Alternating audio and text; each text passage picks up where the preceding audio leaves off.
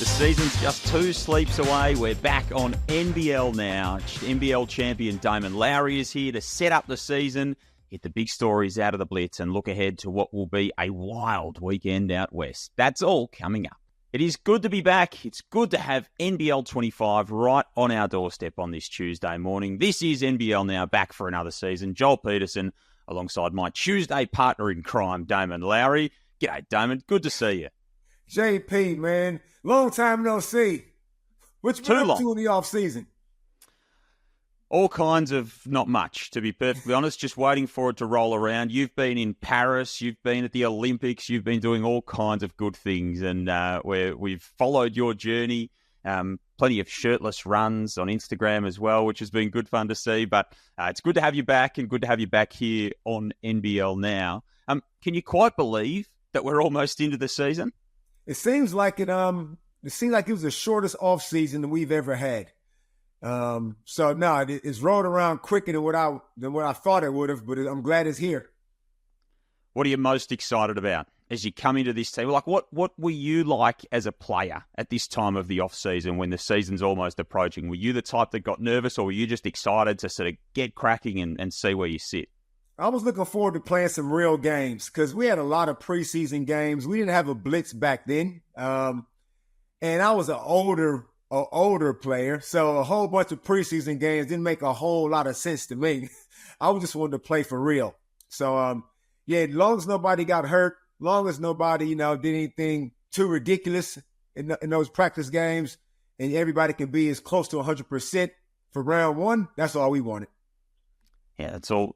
You just got to tick the boxes sometimes. You don't have to be the Brisbane Bullets and win the Blitz. It does help, though. I want to hit some topics out of the Blitz. We might do it in a little bit of what's real news and what's fake news. We've got a US election campaign underway at the moment. The term fake news is getting thrown around a little bit, and I just wanted to hit a few things out of that. Tyrell Harrison was the Blitz MVP. He won the Ray Borner Trophy. Real news or fake news? He's Brisbane's most important player. Real news. Big Tyrell had a sensational Blitz tournament. I thought he was good last year as well, but he kind of had some imports. The imports they had last year didn't help him out. The imports he has this year is going to definitely help him out, along with a few new additions. So I feel like Tyrell is going to take that next step. He's still only young, but man, he's skilled. Very underrated. Actually, he's not even underrated anymore. Everybody knows what he can do. And I'm expecting at least a 17-8 type season out of him. Good to see him healthy too. After a couple of years, he had a good season last year. He looks like he's going to build on that. My man, Lachie Olbrich, had a great off-season. Real news or fake news? He's the most improved player favourite. Fake news. With all due respect to eventual champion Illawarra Hawks, Lachie Olbrich is sensational. The future couldn't be any brighter for this dude. But most improved, he is in the top 2. My early season tip for most improved is in Brisbane, Dang Adele. And we might get to the Bullets a little bit later, but dang, man, forget what you thought you knew about that dude. He is that guy, and he's going to have a great season. Real news or fake news? You've got Harrison, you've got Olbrich, who both had great NBL blitzers. But Alex Toohey was the biggest winner on the Gold Coast. Yeah, I got to roll with that one, man. Golly. You can see that the work that Toohey's put in, like his body is matured physically. Everybody was playing with an extra bit of aggression and freedom during the blitz. I hope it remains that way during the season. But there was nothing to not like about Toohey. He's hitting the 3-ball. He's getting on the rim. He's posterizing grown men. This dude, he is not going to be in the NBL much longer. This might be his last year. I hope it is, actually. Where he ends up from here could really be anything. In the last couple of games, in Sydney Kings' last game at the NBL Blitz, there was a little bit of an incident. Freddy Gillespie's been offered a 1-match suspension. Real news or fake news? He should be planning a longer holiday. Real news. Freddie's lucky. Freddy Gillespie he's a talented young dude. He ain't that young, 27 years old. Talented dude who he learned a couple of things over this blitz. He learned that Sean Bruce has a particular set of skills that can rattle people's emotions. He also learned that the game review panel got baby teeth. He learned that, oh, so you mean all I got to do is I can be 6'10", headbutt a 6'2" dude on purpose, direct, intentional, and early plea, I can get a 1-game suspension? That's sensational. Maybe he heard that Aaron Baines only got 5 games for 15 separate charges last season, and he might have heard about Gary Brown holding an exhibition boxing match last season and getting off with a fine. So Freddie got lucky, man. Hopefully the game review panel can grow some real teeth, some fangs, because right now it's not good. We might need a game review panel, and then they can have a game, and we'll see how it all shakes out. The Southeast Melbourne Phoenix, a really exciting offense, but they will concede points at a record pace, and they may score points at a record pace. Real news or fake news, Damon? I'm going to lean towards the fake side. Now, again, yeah, we saw some high-octane offense and some high-octane sieve defense by the Southeast Melbourne Phoenix. But, again, this is the preseason. This is the Gold Coast NBL Blitz. Everybody's playing loose. Yeah, you might get some passages of play that was really intense. So I'm not going to read too much into their defensive woes at this early stage. But I do like what Mike Kelly and Simon Mitchell has put together over there in the Heartland. Yeah, it's a long season. I think they'll figure it out. So that's a little bit of fun to hit some of the topics out of the Blitz.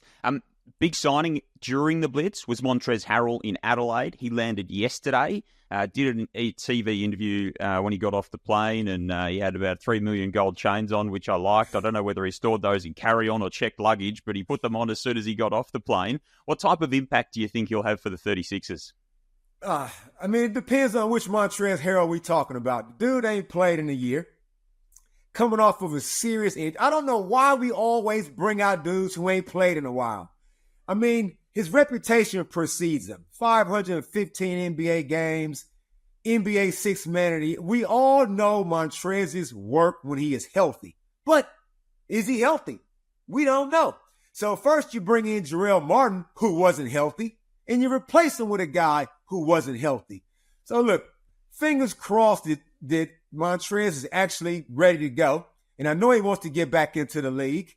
So if he's up and about and he's himself, he's going to monsterize the league. He's too aggressive. He's too quick, super long arms, all the tools. I think he's a perfect piece for that Adelaide team.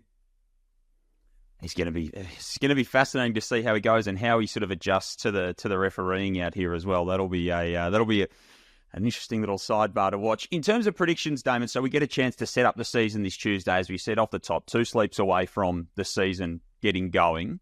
At this stage of the year, who do you like to be there when it matters most? Who have you got in your 6?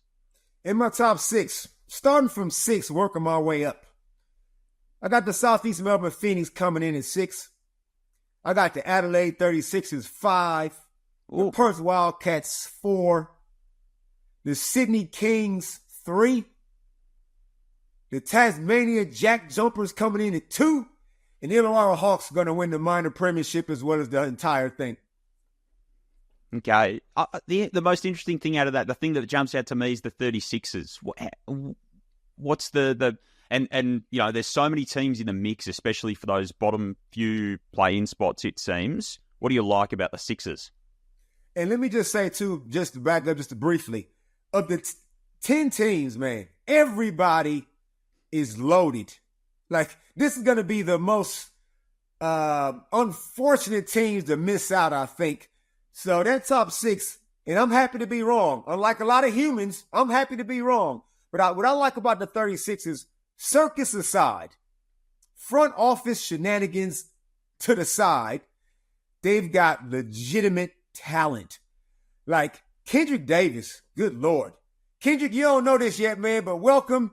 You have just been inducted into the Little Big Man Society. I'm already loving your work. That backcourt now is lethal with him and DJ Vasiljevic out there. And now you add an Isaac Humphries, he looked great during the Blitz. And long as he gets his touches when he's supposed to get his touches, they're going to be fine. And I just like all the pieces around him. Yeah, I can't see anything not to like about the 36ers. They got the great home crowd advantage. That's going to be a factor. And yeah, man, they just tooled up. Yeah, the ceiling seems high. You bring Montrezl Harrell into that, and it could be a pretty exciting prospect. They'll be in action at Hoopsfest, of course. It all starts on Thursday out west. New concept for the NBL this season. It's so exciting to see. Of course, the WNBL preseason kicks off. We've got National Junior Championships, heaps of stuff happening out there. Basketball Without Borders camp, sneaker convention in the city. So it's going to be a huge weekend. What are you most looking forward to as we head toward Hoopsfest?